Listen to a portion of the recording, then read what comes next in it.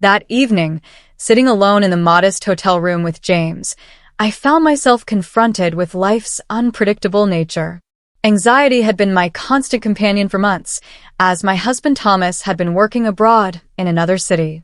His absence wasn't merely physical, it was his emotional distance, his growing indifference that truly wounded me. The lonely evenings had begun to hollow out my spirit. How could I have anticipated that asking my stepson James to drive me to visit his father would lead us to this moment, stranded in a small hotel room with a single bed? The possibilities of what might unfold remained obscure, hovering just beyond my comprehension. Allow me to recount every detail from the beginning. I promise the conclusion will prove far more captivating than you might imagine. That morning, as I prepared to leave the house, I caught a glimpse of myself in the mirror. Despite the tension evident in my features, I still looked vibrant. Even with Thomas's prolonged absence, I maintained a sense of my own attractiveness, my own vitality. Yet these feelings no longer satisfied me as they once had. James was finishing his breakfast when I called from the hallway. "I know you're starting university at the end of summer, but you still need to improve your driving skills. Come on, take me to see your father." He looked up with that characteristic mischievous smile. James was a good-natured young man with a quirky sense of humor, though he could be quite the troublemaker at times. "Sure thing, Caroline," he replied teasingly. "But on one condition. Tell Dad to buy me a better car for summer." "We'll discuss it," I answered firmly, ushering him toward the door while thinking to myself, let's just get this journey over with. Little did I know our travels would take an unexpected turn. We had been on the road for nearly 2 hours. I sat in the back seat, absently scrolling through my phone while James sang along to some peculiar song on the radio, occasionally making absurd comments that made him laugh. Suddenly, the car made a terrible hissing sound before going completely silent. "What's happening?" I asked, trying to mask my concern. "I think the car broke down," James muttered, pulling over to the shoulder, visibly frustrated. There we were, stranded in the middle of nowhere. My phone barely had signal, and there wasn't another soul in sight. We spent 2 hours desperately calling every mechanic we could find and attempting to fix the vehicle ourselves. Eventually, we had to accept the inevitable. Our only option was to spend the night at the nearest hotel. At the motel reception, as James spoke with the clerk, I stood behind him, thoroughly irritated. If Thomas finds out about this, he'll be furious, I thought. Yet curiously, in that moment, I realized I didn't particularly care. Deep down, I sensed that this night would alter something fundamental between us. When we entered the room, and I pushed open the door, all my expectations crumbled. The space was tiny, barely large enough to turn around in, with a single bed, one nightstand, and a weak overhead light that cast everything in a dismal glow. The ceiling seemed oppressively low, the air conditioner barely functioned, and the single small window faced the parking lot. "This is it," I murmured, disappointed. James stepped in behind me, chuckling. "What were you expecting? A 5-star resort. We're only here for one night. Relax, Caroline." His mocking tone and cheeky smile only intensified my frustration. Yet I couldn't deny that something about James's carefree attitude stirred something within me, a peculiar excitement I couldn't quite comprehend. "This heat is unbearable," I said, running my fingers through my hair. "I think I need a shower or I'm going to collapse." "By all means," James responded casually, throwing himself onto the bed and lying flat on his back. "Make yourself at home, Caroline." I gazed at him for a moment. His lean yet toned physique, combined with the subtle boyishness of his features, gave him an unusual kind of attractiveness. I immediately tried to banish the thought from my mind. He was Thomas's son, after all, my stepson. I walked into the bathroom and closed the door firmly behind me. For a while, I simply stared at my reflection in the mirror. My hair clung to my skin from the heat, yet I still looked appealing, still possessed that inner spark. Turning on the shower, I let the water run before stepping under it, hoping it would wash away the tangle of emotions rising within me. I'm 47 years old, I thought. And James isn't a child anymore. He's preparing to start university. And here we are, confined together in this tiny motel room overnight. The thought both troubled and aroused me in ways I couldn't articulate. Thomas flashed through my mind. Thomas, I wanted to surprise you. I wanted to visit you, to be with you. But now I'm here, trapped in this hotel room with your son, and I don't know how to feel about it. Steam filled the small bathroom, the heat soothing my body even as my mind raced. James's smile, his easygoing nature, was igniting something unexpected within me. Standing under the stream of water, I couldn't predict what this spark might become, but I sensed a transformation beginning. Later, I decided to go downstairs for dinner to clear my head. I put on a simple flowing dress that was perfect for the heat, but also made me feel more at ease, as if I could shake off this strange tension. The hotel restaurant was modest but homey, appropriate for such a small establishment. I ordered a light meal and a glass of wine, hoping it would help me relax. The sun had set, and the streetlights outside the motel twinkled softly. Sitting there, I couldn't stop my thoughts from drifting back to the room upstairs. I wondered what James was doing. Someone so restless and energetic surely wasn't enjoying being confined to such a small space. Yet his casual demeanor, so effortless and carefree, was affecting me in ways I couldn't quite define. When my wine was finished, I gave my plate a final glance and made my way upstairs, taking deliberate steps. As I approached the room, everything was perfectly still. I opened the door, and the sight that greeted me momentarily took my breath away. James had showered and was resting on the bed in just a bathrobe, sound asleep. His partially open robe revealed most of his slender, athletic frame. His damp hair fell across his forehead, and there was a slight smile on his lips, as if he were having a pleasant dream. My heart began to race. It was the last thing I expected to encounter. For a moment, I hesitated in the doorway, uncertain what to do. Inside me was a strange mixture of emotions. I felt uncomfortable, yet I couldn't look away. "Caroline, what are you doing?" I chided myself. That's Thomas's son.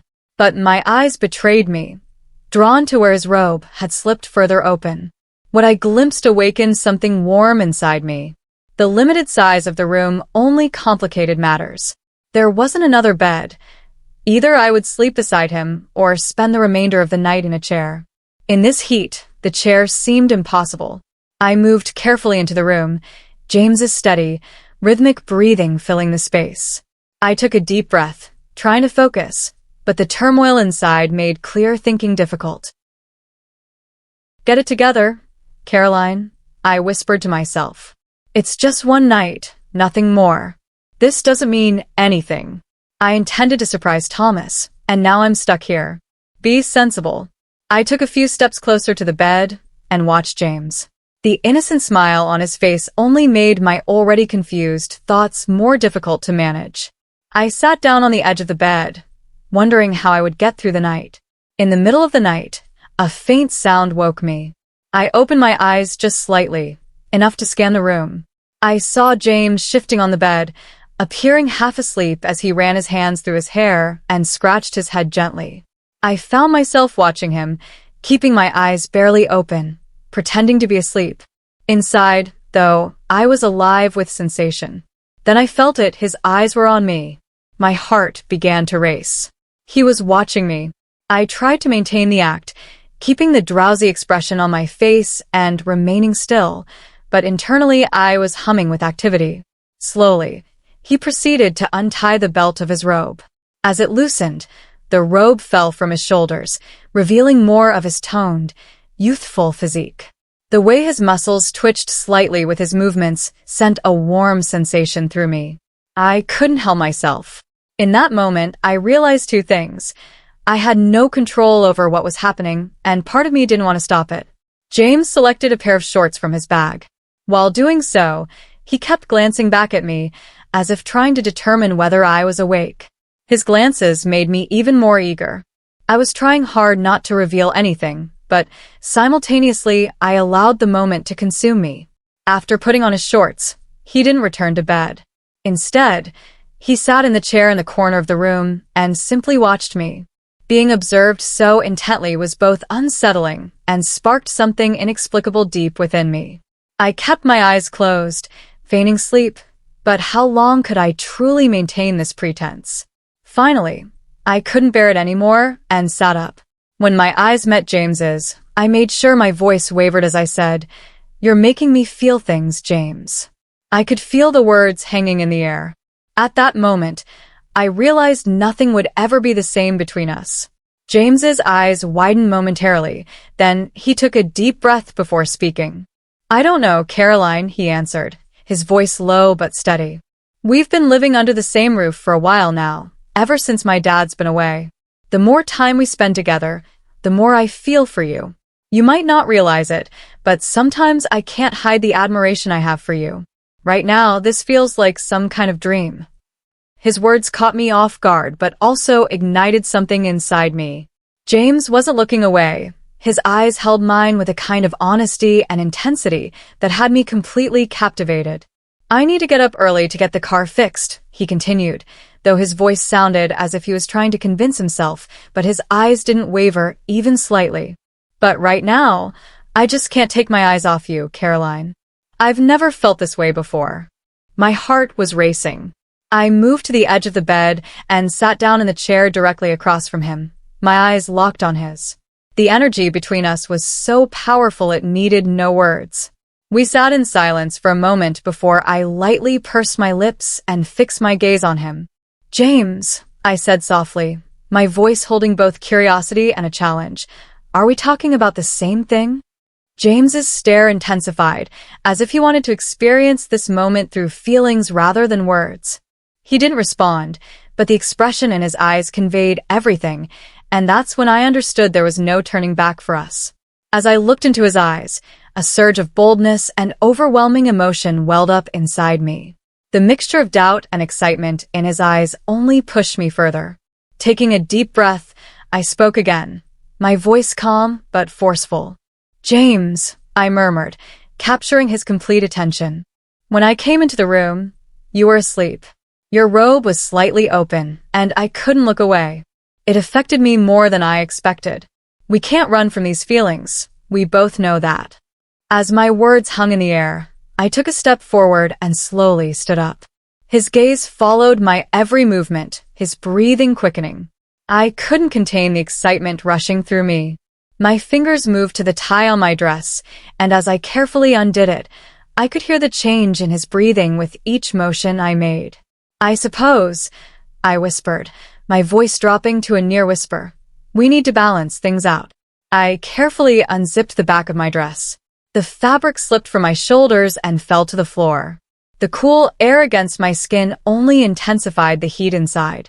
The expression in his eyes told everything: surprise, adoration, and a desire he couldn't resist. The silence between us now felt like a connection, our breaths mingling. Without breaking eye contact, I took another step toward him. "Now," I continued quietly, "we'll see if we're truly talking about the same thing." James's eyes remained fixed on me, his emotions solid and fervent. Suddenly, he rose, never shifting his focus from me, and turned on the room light. The warm illumination filled the space as he stepped over and closed the door. My heart began to pound. In that moment, it felt as though the entire world had slowed, leaving just the two of us. When he took a step toward me, my breathing accelerated. He seemed to be trying to read my expression, but simultaneously, he was well aware of the wordless attraction between us. As he moved closer, his hands grasped my waist, and the warmth of his touch felt like an electric current flowing through me. Without speaking, he leaned forward, his gaze dropping to my lips. I didn't object, I couldn't. Everything about this felt natural, as if it was meant to happen. When his lips finally met mine, all the tension within me dissolved. His kiss was gentle and exploratory, yet conveyed an unmistakable intensity. My hands instinctively sought his shoulders, feeling their strength and warmth surround me. The distance between us completely vanished as our breaths combined. That moment felt like an eruption of all the unspoken feelings between us. James's freshness and vigor merged with the depth of passion I had harbored over the years. It was the beginning of something, a beginning both terrifying and exhilarating. That night, there was no disguising what we felt for one another anymore. I let myself fall back onto the bed, my body exhausted, but my thoughts racing. My breathing remained uneven. My foot brushed against the fabric of my dress, lying on the floor. I felt James's eyes on me, a strong and calm intensity flowing from his gaze. A moment later, he bent down and picked up the garment, his fingertips delicately grazing where my foot had been. Even that simple act sent flames through me. As he held the dress for a second, I saw a flash of hesitation cross his face, but it was quickly replaced by resolve. He tossed the clothing aside, and his hand moved to the edge of the bed.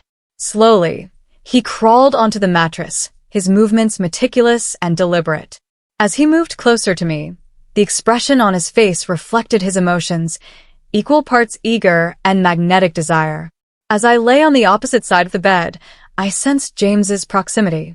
My heart continued to race. My breathing intensified. When I watched him leaning toward me, I knew that the space between us had nearly completely vanished. It felt as if everything had reached a turning point. There was no going back, and what I felt inside at that moment was overwhelming. It ached yet delighted me simultaneously.